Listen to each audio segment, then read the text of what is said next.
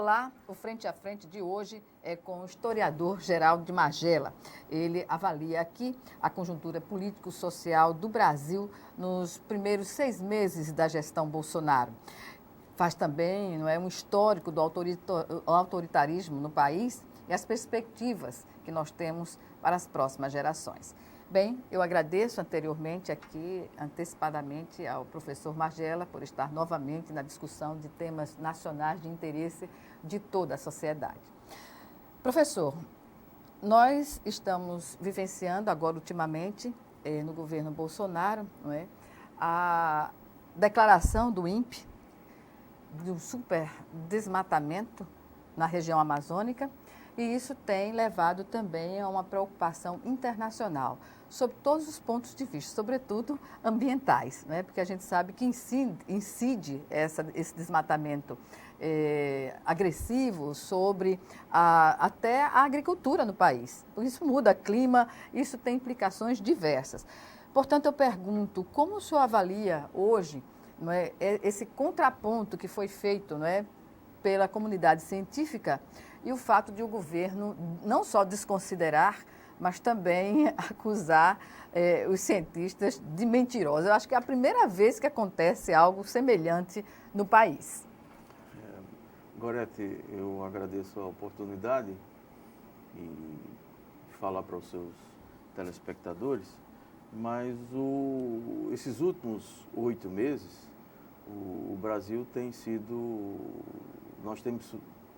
os brasileiros têm sido surpreendidos por várias coisas, entre elas há fatos que jamais aconteceu da comunidade científica brasileira ser acusada pelo presidente da República de mentirosa, e que está manipulando informações que são impossíveis de manipular hoje com o mundo que nós estamos vivendo.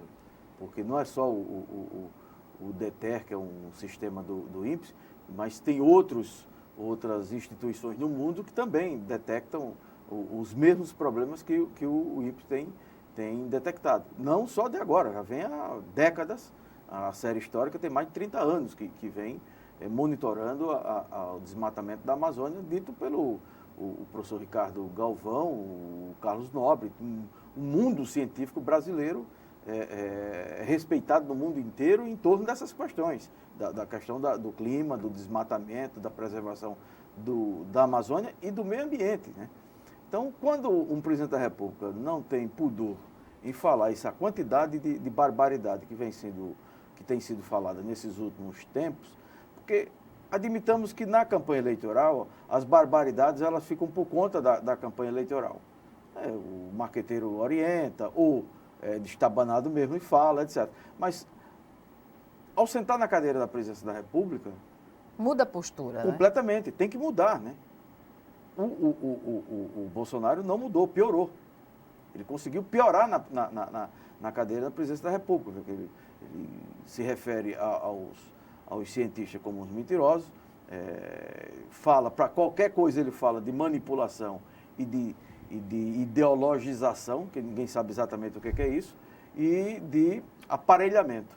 Ele ouviu essa palavra aparelhamento e decorou e achou que é uma palavra bonita que tem que ser usada a qualquer momento. O próprio professor Ricardo Galvão disse para o ministro do Meio Ambiente, que é um ministro fake, porque de meio ambiente ele é contra o meio ambiente e ocupa a pasta do meio ambiente. Ontem mesmo, domingo, ontem à noite, na Globo News, o Ricardo Galvão falou simplesmente que essa questão do desmatamento da Amazônia vinha sendo monitorado, e que o presidente da República, ao se referir à comunidade científica que era mentirosa e que estava praticando um estelionato ou um crime, você está utilizando os dados incorretamente, ou seja, manipulando os dados, essa entrevista ao vivo, ficou bem claro que o ministro do Meio Ambiente ele não tem condições de sequer defender uma proposta minimamente factível como o ministro do Meio Ambiente diante da gravidade que se está vivendo. Né? Professor, e ainda nessa discussão foi levantado outro questionamento por parte do governo, o fato de a instituição acadêmica, científica, não colocar os dados inicialmente no portal da transparência, mas comunicar antes para então dar conhecimento à sociedade. Como o senhor vê essa questão? É que é a censura. Isso é a linguagem clara de você censurar, manipular os dados. O governo é que quer manipular os dados. Quando fala de aparelhamento, o professor Galvão ontem falou claramente, disse, olha, o ministro está falando de aparelhamento, mas quem está aparelhando é o governo. O governo botou 12 militares dentro do INPE, dentro do Ministério da Ciência e Tecnologia. E não são militares, não são cientistas militares, não. Os militares da reserva que estão lá, você tem mais de 120 militares nos ministérios. Nem no período da ditadura tinha tantos militares no primeiro e no segundo escalão do governo durante a ditadura. Foram 21 anos de ditadura. Então, como ele manipula, e o Brasil hoje, boa parte do mundo está vivendo em torno da fake news, quer dizer, a mentira que passa a ser verdade, e essa manipulação grosseira conduziu o Bolsonaro ao poder, e ele quer administrar com mentira. Não vai conseguir, porque a comunidade acadêmica brasileira, a comunidade científica brasileira, primeiro que ela não é homogênea, nem poderia ser, ela pensa diferente, ela pensa à esquerda, pensa ao centro e pensa também à direita, mas uma coisa tem em comum. Mas de forma consequente, não é? Uma coisa tem em comum entre eles. Você não vê cientistas sérios andando, manipulando ou mentindo. Você pode discordar da posição de um cientista em determinada área, ou do argumento, etc. Mas não que ele está se utilizando de mentira, porque se ele se utilizar de mentira, de manipulação, ele será desmoralizado do ponto de vista acadêmico. Como um presidente da República não tem nenhum compromisso com a verdade e nem com a desmoralização, porque a desmoralização não é um conceito que ele leve em conta, então ele vai trabalhar o tempo inteiro para desconstruir a ciência brasileira, para desconstruir a universidade, o mundo acadêmico brasileiro. As explicações de uma realidade como esse desmatamento acelerado na Amazônia, sob o ponto de vista das relações internacionais, da economia e tudo mais, como o senhor vê prejuízos nessa esfera? Todos os ministros importantes de vários governos, seja do Itamar, foi do Collor, do Itamar, do Lula, da Dilma, do Temer, das relações exteriores, do meio ambiente, eles reuniram, eles discutiram e todos eles unânimes estão vendo que essa política externa brasileira, ou a não política externa brasileira, é um desastre para o Brasil. Mas não é um desastre para o governo, é para o país. Do ponto de vista das relações comerciais, o Brasil vai sofrer, já vem sofrendo nos bastidores, e vai sofrer claramente retaliações do mundo em torno dessa questão de desconsiderar, inclusive, os tratados que o Brasil assinou. Até porque... Os compromissos que o Brasil assinou ao longo de décadas. O Brasil era protagonista, até bem pouco tempo, dessa questão da discussão do clima. Os principais cientistas do mundo tinham também a participação de brasileiros entre os principais cientistas. O Carlos Nobre é um dos cientistas mais laureados na questão climática. Então, a gente pode entender, por exemplo, que deixar a política externa ao sabor da ideologia seria um erro primário do governo? Mas nem no período da ditadura você tinha uma política ideológica nas relações exteriores.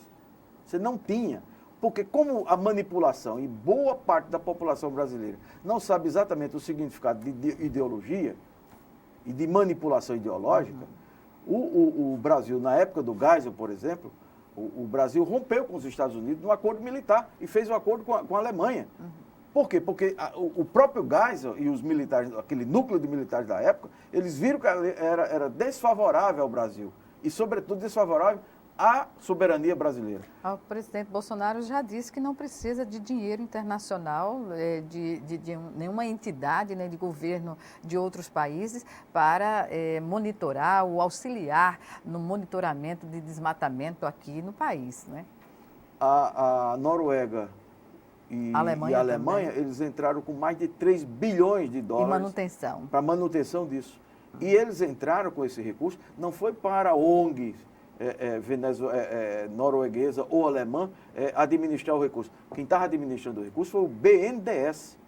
E eles que botaram o dinheiro, aprovaram o tempo inteiro a pauta de serviço que vinha sendo desenvolvido pelo BNDES e pelo Ministério do Meio Ambiente. Como se pode descartar uma ajuda dessa magnitude? Porque é parte da política nacional do Bolsonaro. É parte disso aí, faz parte do jogo.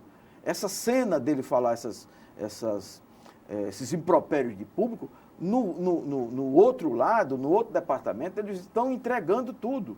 Porque, na verdade, o Bolsonaro ele não está falando para o agronegócio que está cumprindo toda a legislação ambiental e que é ponta na disputa comercial mundial. Ele está falando com a marginalia que está matando índio, que está matando poceiro, que está invadindo garimpos clandestinos na Amazônia. O Bolsonaro é esse tipo porque ele vem do purão da ditadura. Ele não consegue se relacionar com os que produzem mesmo. Veja que no INCRA está lá quem? O chefe da UDR. É o diretor nacional do INCRA. É uma contradição, né? No exercício Mas não diário é só a contradição, é o compromisso que ele tem com a bandidagem. Porque você não está tratando com agropecuário, com gente do agronegócio, de responsabilidade. Você está tratando com a marginalia do mundo rural. O núcleo do agronegócio, esse que desenvolveu ao longo desses 40 anos e colocou o Brasil da dianteira, não é esse grupo que está invadindo terra. Até porque vai receber sanções internacionais, a quantidade de agrotóxicos que foi aprovada, né? Essa quantidade imensa, em menos de um ano, se tem o dobro do que foi lançado no mercado há 10 anos, digamos assim. E isso vai pesar na balança comercial do Brasil. Todo esse né? agrotóxico que foi aprovado no período do Bolsonaro para cá, esses produtos foram vetados na Europa, nos Estados Unidos, no Japão. Quem vai comprar os produtos brasileiros? Esse desdobramento que o agronegócio mais profissionalizado, ele vai se defrontar com a competição internacional. Responsáveis pelas commodities em alta no Brasil desde sempre, né? Desde sempre. Pois é. Há pelo menos uns 30 anos as commodities vêm sendo o sustentáculo da balança comercial brasileira. Então, no fundo, você está jogando contra o país, com um discurso que você quer liberar. Isso é uma irresponsabilidade, né? Inconsequência, digamos assim. Além de ser um crime, não é só irresponsabilidade, é um crime. É uma sucessão de crimes. Porque é irresponsabilidade se fosse uma coisa fortuita. Não, é sistemático. Porque você não pode pegar essa ministra da Agricultura e achar que isso é do agronegócio. Isso não, isso é a escória do agronegócio. Isso não é o agronegócio. O agronegócio é outra coisa. Ele não quer nenhum litígio com propriedade indígena, com áreas de reserva indígena. Ele não quer garimpo no entorno dele, da propriedade dele. Quer garantir um clima que favoreça a cultura. E que favoreça negócios. Exatamente. Ele sabe que para ele ter acesso aos mercados internacionais, você tem que ter todas essas condições. Então, na hora que essa marginalia, que é a margem mesmo do agronegócio, ele passa a ser o núcleo da política, é porque esse presidente, ele nunca foi do núcleo mesmo da discussão do agronegócio. Ele é a marginalia mesmo. Então, você pega, por exemplo, a cana-de-açúcar em Alagoas e no Brasil, mas sobretudo aqui em Alagoas, que nós estamos em Alagoas. Há 30 anos atrás, o que era cana-de-açúcar? Você tinha lá trabalho infantil, você tinha trabalho análogo ao escravo, você tinha as piores condições de trabalho da mão de obra trabalhando na cana-de-açúcar. Os protocolos nacionais e internacionais foram sendo estabelecidos e a cana-de-açúcar em Alagoas, por exemplo, você não encontra mais essas mazelas que você tinha há 30 anos atrás, há 40, 50, a coisa que já vinha desde a colônia, do trabalho penoso infantil. Você não tem mais isso no corte de cana. Por quê? Porque os usineiros são bons? Não. É porque as relações comerciais no mundo exigem isso. Os protocolos da questão ambiental, da questão do trabalho análogo à escravidão, mas, sobretudo, o trabalho infantil, na cadeia produtiva da cana-de-açúcar, como na cadeia produtiva, por exemplo, do minério. Então, todos esses protocolos que, ao longo de décadas, foram estabelecidos, ele diz que pode trabalhar uma criança com 8 anos, com 9 anos, que ele começou a carregar caixa com 8 anos. Então, às vezes referência que a gente tem hoje para a juventude brasileira é um escárnio desse, né? Olha, a gente vai retomar essa discussão sobre o futuro das nossas gerações no próximo bloco. Em 1 minuto, o Frente a Frente está de volta. Até já.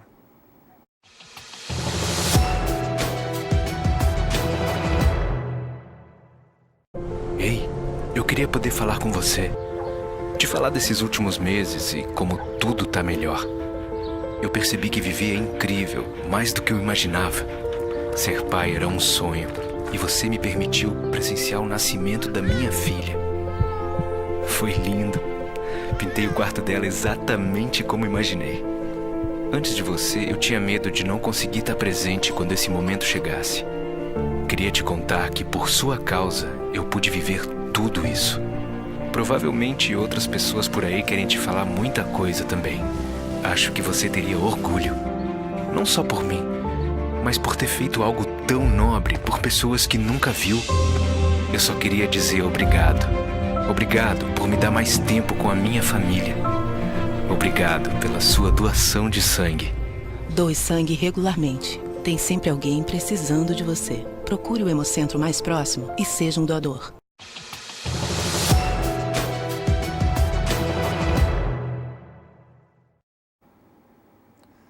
Estamos de volta com Frente a Frente. Nós recebemos hoje aqui no Frente a Frente o historiador Geraldo Magela, que faz uma análise da conjuntura político-social do Brasil nesses primeiros meses do governo Bolsonaro, como também um histórico do autoritarismo no país e as perspectivas para as novas gerações.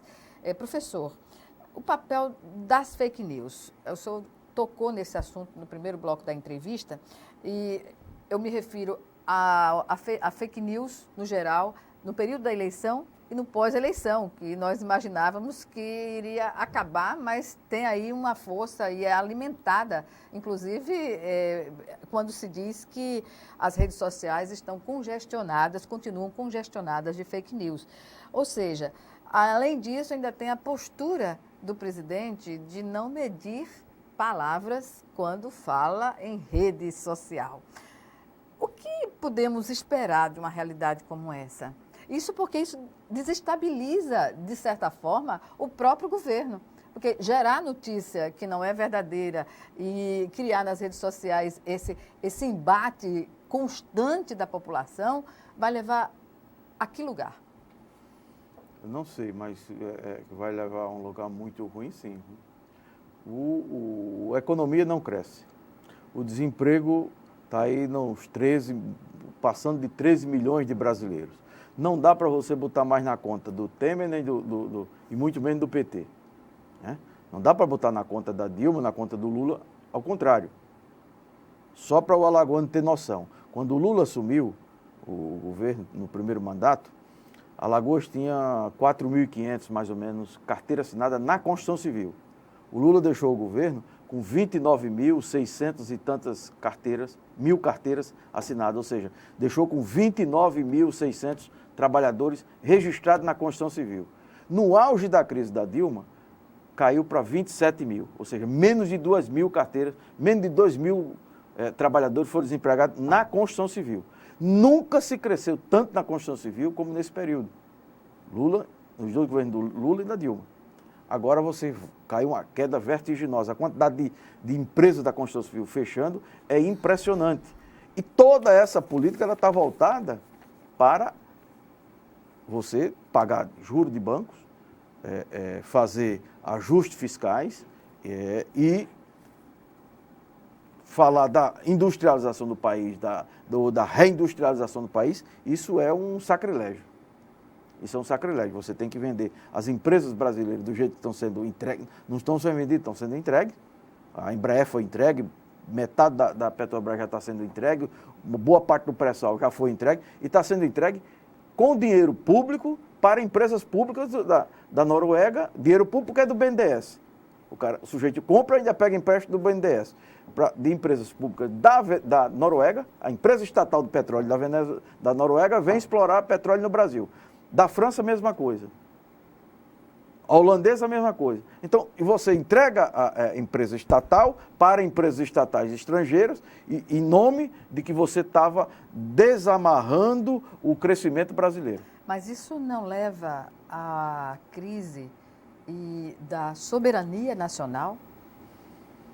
O que vai restar ao país dentro dessa corrida desenfreada? Nessa batida não vai restar mais nada. Nessa batida não vai restar mais nada. Se nós não resistirmos, se não houver uma resistência que começou a ter a resistência. Né?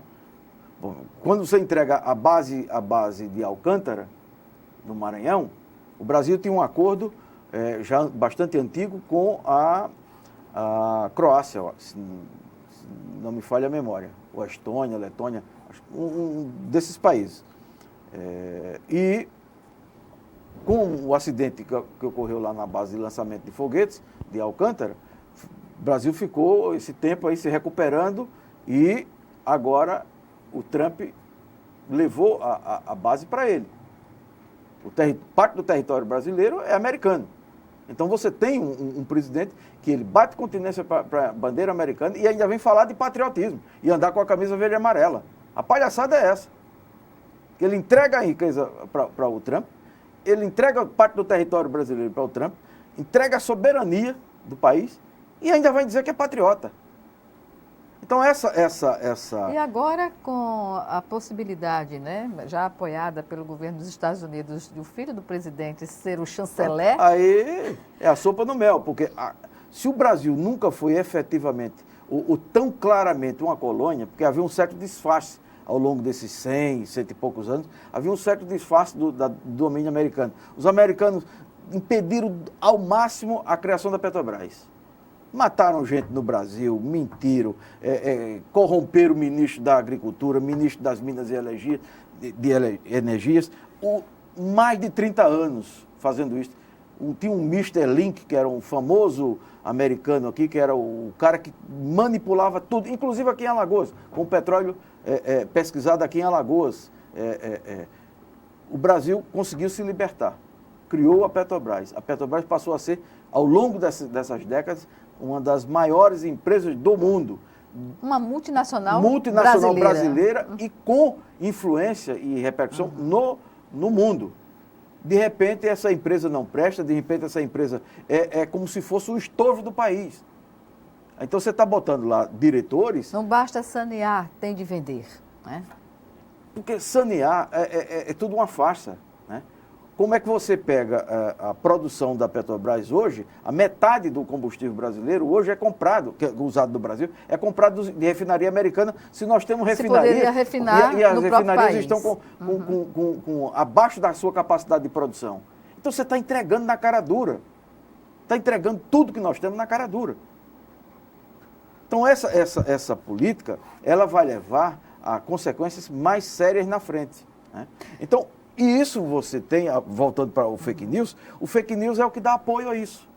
Porque se criou um discurso quase uniforme em determinadas áreas da sociedade que o mundo, o Brasil tem que participar das decisões no mundo. Ao contrário, o Brasil era um dos protagonistas do mundo. O Brasil passou agora a ser um pária no cenário internacional.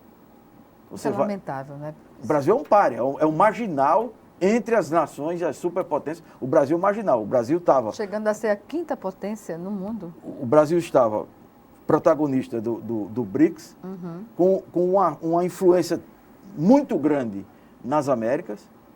O Brasil estava montando um caminho de crescimento e de influência no mundo que, aí sim, começou a perturbar os Estados Unidos. As empresas brasileiras da construção civil, que hoje estão quebradas, essas empresas estão disputando com o mercado americano, com o know-how do mercado americano. Aí se discute a questão da corrupção. Ninguém vai discutir corrupção. Só quem defende corrupção é corrupto.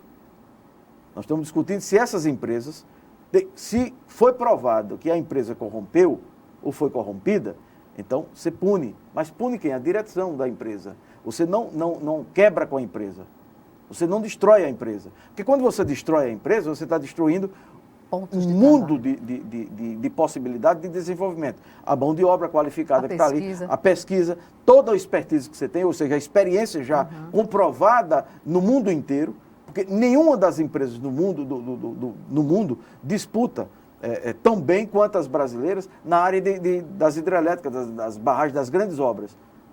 As empresas brasileiras são referência no mundo, pela sua qualidade, pela sua experiência, assim como a Petrobras. Então, de repente, essas empresas viraram os párias, não disputam as concorrências que ocorreram no pré-sal, e você começa a ter a criminalização das empresas. Uma coisa são os diretores das empresas, outra coisa é a própria empresa, o conjunto da empresa, que são os funcionários, que você tem, os contratos que elas têm. Então, esse momento que nós estamos vivendo, ele é um momento muito grave, porque não há reação, por exemplo, até mesmo do mundo empresarial. O mundo empresarial brasileiro, ele está comprando esse discurso e ele vai pagar caro na frente. Sobretudo a indústria. Sobretudo a indústria, vai pagar caro. O pacto da Fiesp, o Paulo Scaff, que comandou aquela campanha do golpe através do impeachment da presidente Dilma, a indústria paulista já começa a pagar caro isso aí. Então, não há possibilidade do Brasil se desenvolver se o Brasil não tiver autonomia, independência e uma fonte sólida de recursos. O BNDES é essa grande âncora. Aliás, os bancos estatais são as grandes âncoras do desenvolvimento nacional. Desde sempre. Desde sempre. Quando você ataca o Banco do Brasil, a Caixa Econômica, o Banco do Nordeste e o BNDES e os bancos regionais, você está atacando o desenvolvimento e o futuro do país.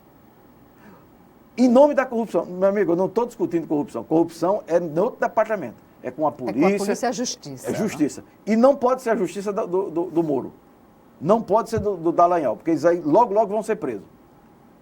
Esses logo vão presos. Então, se trata de você ter, no Estado Democrático de Direito, você ter justiça, que a polícia que investiga, o Ministério Público que acusa e a justiça que julga. Se isso não for cumprido com lisura e com independência, dos preceitos constitucionais, dentro da Constituição, nós vamos ter isso aí. Vamos ter essa faixa que foi a Lava Jato. Uma coisa que poderia ter sido um grande evento para efetivamente, pelo menos em determinada área do Estado brasileiro, você limpar quem estava praticando corrupção. Que é inegável que houve corrupção. Claro, mas ninguém nunca discutiu isso, de não ter havido. Agora, a forma como você está apurando, você está direcionando, você está criminalizando e você está armando, está montando. E aí o ministro Gilmar Mendes, que é uma figura controvertida, ele tem toda a razão. Isso não é uma operação Lava Jato, isso é uma organização criminosa. E o que tem sido revelado pelo o Intercept é exatamente o comportamento de uma máfia. Pois é, de uma mudou completamente e hoje se coloca aí o Intercept como um instrumento que pode realmente comprometer tanto o ministro, então o juiz Sérgio Moro, e o procurador Deltan Dallagnol. Já estão comprometidos. Já estão comprometidos. Assim como o ex-procurador-geral, o Janot. Eles já estão comprometidos. Eles já ficaram nus na rua. Eles não têm roupa que caiba mais nele. Estão nus, estão pelados. Está todo mundo vendo. Vê que ele agora passou, ele entrou como um herói, e ele agora já é um gatinho sarnento que está ali escondido num canto. Ele não é protagonista mais de nada. Participar de palestras com as multinacionais que foram acusadas na Lava Jato, no período da Lava Jato. E receber, criar um mecanismo para abrir uma ONG, para receber bilhões, né, de dólares para investimento. O ex-delegado do Rio de Janeiro, um gaúcho chamado Hélio Luiz, ele foi fantástico no governo do Marcelo Alencar. Ele assumiu a delegacia anti-sequestro. A primeira declaração que ele fez, ele disse: agora a delegacia anti-sequestro não sequestrará mais. Então, quem sequestrava no Rio de Janeiro eram os policiais, boa parte dos policiais da delegacia anti-sequestro. Agora nós vamos ter que chegar a um ponto de dizer, no Ministério Público, quem arma a farsa não vai ser mais essa gente. Essa gente não pode ser agente do Estado. Não pode ser mais autoridade paga pela sociedade brasileira, porque eles forjaram a maior o maior crime contra o país, que é destruir a economia e destruir as empresas brasileiras. E entregar segredo de Estado para os Estados Unidos. Não precisou, como em 64, demorar vários anos para ser desclassificado os documentos da CIA, do Pentágono, do Departamento de Estado. Agora, o Intercept conseguiu botar, ainda não tudo, só uma pontinha, anunciando que anunciando pode vir, em pequenas gotas, como se dá o procedimento da homeopatia, está mostrando que tipo de bandidos nós temos dentro do aparelho de Estado, dizendo que ia salvar o país da corrupção. Professor Geraldo Magela, nós vamos chamar agora o nosso segundo e último intervalo. E já já retomaremos essa conversa. Até já.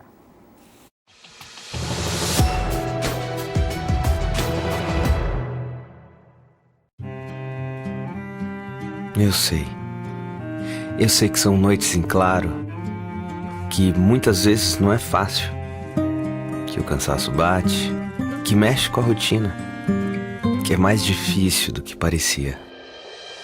Mas eu também sei que, lá no fundo do peito, vocês entendem que é importante para o meu desenvolvimento e me fortalece por toda a vida, que nos faz crescer juntos, com momentos inesquecíveis, como família. Tem mais gente que nos apoia, nos respeita, nos incentiva, porque essa causa tem que ser de todos. E por mais que eu ainda não consiga falar, eu sei que vocês me entendem. E por isso, obrigado. Porque juntos a gente cresce. A amamentação. Incentive a família, alimente a vida.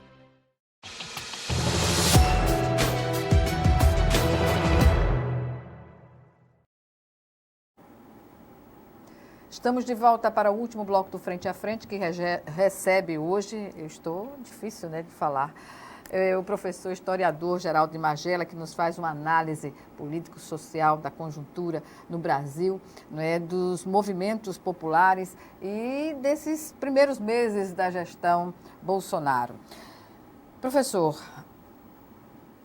qual o lugar do Congresso Nacional no atual momento que vive o país, né? Temos aí esse cenário todo que discutimos até agora e já chegou ao Congresso a reforma da Previdência, já aprovada pela Câmara e encaminhada ao Senado. Esta reforma, ou contra-reforma, como muitos costumam chamar, tem sido colocado como a redenção até econômica do país. O que dizer sobre isso?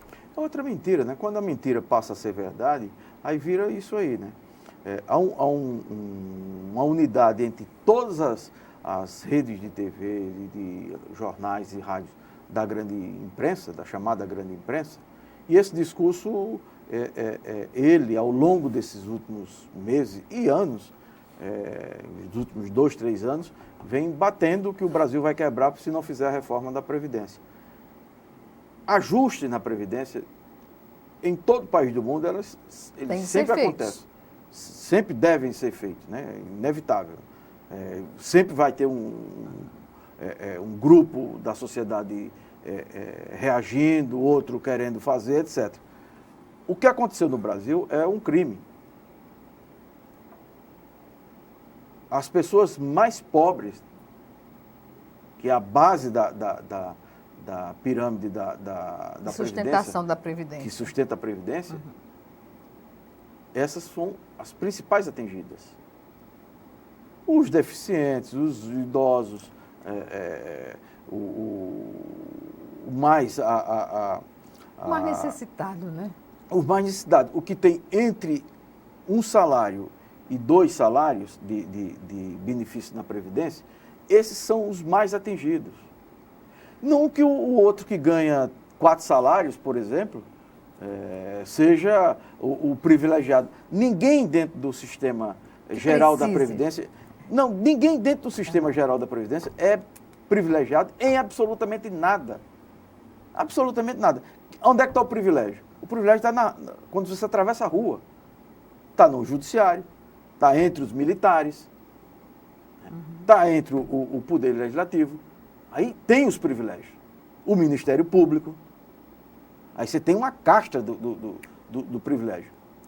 Então, quando você não discute isso, sempre você vai botar a culpa, e não só a culpa, porque a culpa é um sentimento cristão, você vai botar a conta para os pobres pagarem dos ricos. Mas esse modelo que está sendo implantado no Brasil, né, com a aprovação que deve acontecer, claro, no Senado, já foi testado em países aqui na América do Sul. Uma tragédia no Chile. Você chega no Chile, tem um monte de velhinho como camelô com 80 anos de idade. Então, a Previdência Social, o que é que acontece com a Previdência Social?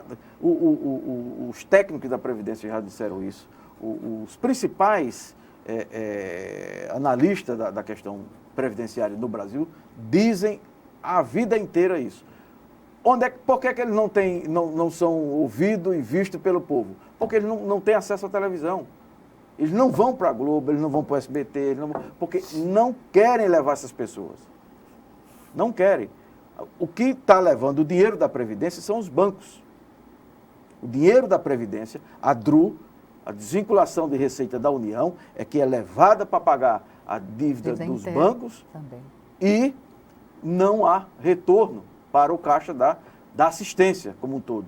Previdência e assistência social. A seguridade. A seguridade. Uhum. Então, quando isso é retirado, quando essa montanha, que inclusive em janeiro já saiu uma boa, não sei quantos milhões saíram de lá, mais de 100 milhões. Então, isso vai dar, claro que vai dar um buraco na Previdência. Então, essa discussão, ela nunca foi por aí. Ela vai pelo campo do privilégio. Com os militares não se discutiu mais. Você aumentou a contribuição dos militares, das Forças Armadas, e, ao mesmo tempo, você deu aumento. Então, é para o militar achar que com 26 mil reais é um salário baixo no Brasil? Quantas pessoas no Brasil têm salário de 26 mil reais? Então, quando eu faço a opção de ser professor, eu fiz a opção de ser professor. Se eu não estou contente em ser professor, eu vou ter que fazer outra atividade na minha vida. Então, se eu fiz a opção de ser militar, eu sabia que o salário de militar, no final da minha carreira, porque é previsível, todos eles que entram seja Polícia Militar ou nas Forças Armadas, você sabe que no dia que você entra e o dia que você vai se aposentar, o que você vai ser. E no caso da reforma que foi aprovada, que não entrou ainda, que vai tentar se colocar a questão da capitalização em si, se aprovada, quer dizer, o que garante que, digamos assim, no futuro bem próximo, quem está para se aposentar vai efetivamente ter condição? Porque com o desemprego, com a precarização do trabalho, a contribuição vai diminuir, isso é uma tendência, né? Diminuir a contribuição, e a sustentação, como é que vai se dar? Não vai se dar, porque a capitalização seria o tiro de misericórdia na Seguridade Social e na Previdência. Seria o tiro da misericórdia. Como o Congresso ainda teve uma lucidez em retirar essa tragédia da votação. O governo já anuncia que dentro de mais 15 ou 20 dias volta com uma PEC da capitalização. Uhum. Então aí vai ser uma batalha específica em cima da capitalização. E como é que está a relação governo e Congresso para estabelecer essa matéria como vitoriosa? É ótimo, né? Porque distribuíram agora 3 bilhões né? de emendas parlamentares. Né? E o Bolsonaro ele não apita lá no Congresso. Quem está comandando o Congresso é um grupo, o Centrão, com o Rodrigo Maia. Isso pelo menos na Câmara. Na Câmara é isso. Né? O Senado a gente ainda vai ver, porque o Senado ainda não foi testado. Exatamente. Não foi testado. Então, essa discussão da Previdência, nós fomos derrotados na Câmara, agora vamos tentar no Senado, e agora no Senado é uma questão também importante para os alagoanos e para os brasileiros, é a questão da inclusão dos estados e dos municípios. Uhum. Porque senão você vai levar para a tragédia do país mesmo. Aí vai virar uma Grécia. Ou pior do que uma Grécia, porque aqui no tamanho da Grécia é o tamanho de um estado aí qualquer do Nordeste. Ou menor, se brincar. Pois é. Bem, diante agora desse momento, que nós descrevemos aqui, como se explica o esgotamento das lideranças políticas, né, populares, para fazer valer o entendimento sobre essas contrarreformas, desde a reforma trabalhista e agora com a reforma da Previdência. Por que as pessoas não conseguem entender que a reforma não vai beneficiá-las? No âmbito da discussão no Congresso, você tem N interesses ali. Você tem os interesses dos deputados, os interesses de grupos de deputados, interesses individuais e de grupos. Né? Então, essas discussões, elas sempre vão estar permeadas de outros interesses que não são os interesses da pauta em si. Né? É o extra-pauta. Agora, o que está na sociedade, que eu acho que está começando a haver uma reação mais organizada, e essa reação mais organizada ela não está vindo de dentro dos partidos políticos, mais à esquerda e ao centro. Ela está vindo da sociedade inteira. Por exemplo, você pega os intelectuais, você pega os professores universitários, os professores, de um modo geral, já começam a se manifestar no sentido de armar uma resistência ao governo. Porque não é tão fácil você sair de uma eleição como nós saímos e imediatamente você ter um grupo organizado que vá na sociedade dirigir políticas. Você tem, todos esses partidos, eles têm os seus interesses, tem o seu modo de organização e, sobretudo, os seus interesses. E diferem. E diferem completamente, e disputam entre si. O PT a hegemonia todo o PT tem candidato a presidente da República, o PDT tem, o PSOL tem, os outros terão. Para a gente fechar, estamos nos 2 minutos finais da entrevista, anunciei sobre as perspectivas que são apresentadas no país para as novas gerações. Qual a sua opinião? As perspectivas não são muito boas, eu não vejo assim um futuro promissor para as futuras gerações, não. A persistir essa política econômica. Educação, por exemplo. Não, a tragédia, né? A educação, o que vem sendo... Se montou um programa de educação no Brasil, desde o período do Fernando Henrique, vem sendo aperfeiçoado. Né? E justiça se faça com cada um desses governos. Houve avanço em cada um deles, pontuais, no conjunto, mas houve avanço. Quando nós estamos vivendo o momento onde a satanização da educação foi estabelecida como uma política de Estado, então os professores passaram a ser as piores pessoas dessa sociedade. Então, é uma inversão completa. Os valores, né? Completa. Então, o grau de perseguição aos professores, quando não é perseguição direta, é perseguição, sim, ideológica. Porque eu estou imputando ao professor que ele está manipulando na sala de aula, que ele está inventando um programa que não existe. Ele está falando de assuntos que não estão no currículo, na grade curricular nacional. Então, você começa a subverter e a sociedade começa a ficar imaginando... Bom, será que é verdade mesmo isso? E diminui até a procura pelos cursos, né? De graduação. O sujeito vai ser professor, com que estímulo ele vai ser professor? E qual é a sociedade que se desenvolve sem professor e sem educação? Sem o conhecimento. Sem o conhecimento. Que é a moeda mais valiosa que se tem. O governo do Bolsonaro, o ministro da Saúde dele, o ministro da Educação, o ministro do Meio Ambiente e os outros ministros, do modo geral, são os ministros das trevas, do obscurantismo, da negação da educação, da negação do conhecimento e, pior, da negação da ciência. Porque se você nega a ciência, você vai afirmar o quê? Mas vamos ser, independentemente do quadro, temos que ter esperança, né, Não, professor? a esperança eu tenho, nós vamos nos organizar, nós vamos resistir. E nós vamos derrotar o Bolsonaro. E com toda essa política e os seus aliados. Nós vamos derrotar. A sociedade brasileira não vai ficar apática a isso. Não está apática e a mobilização vai crescer. Eu não tenho dúvida disso. Eu pessoalmente, eu não sou derrotado nem pessimista, não. Eu sou otimista. E só os otimistas irrealistas podem saber que nós vamos enfrentar, porque nós enfrentamos uma ditadura. Não vai ser o Bolsonaro que vai nos derrotar, não. Bem, eu agradeço aqui ao professor Geraldo de Magela mais uma participação no Frente a Frente. Ficamos a dever mais tempo para o professor numa próxima oportunidade. Obrigada. Eu que agradeço. Obrigada a você também que nos assistiu e até o nosso próximo encontro.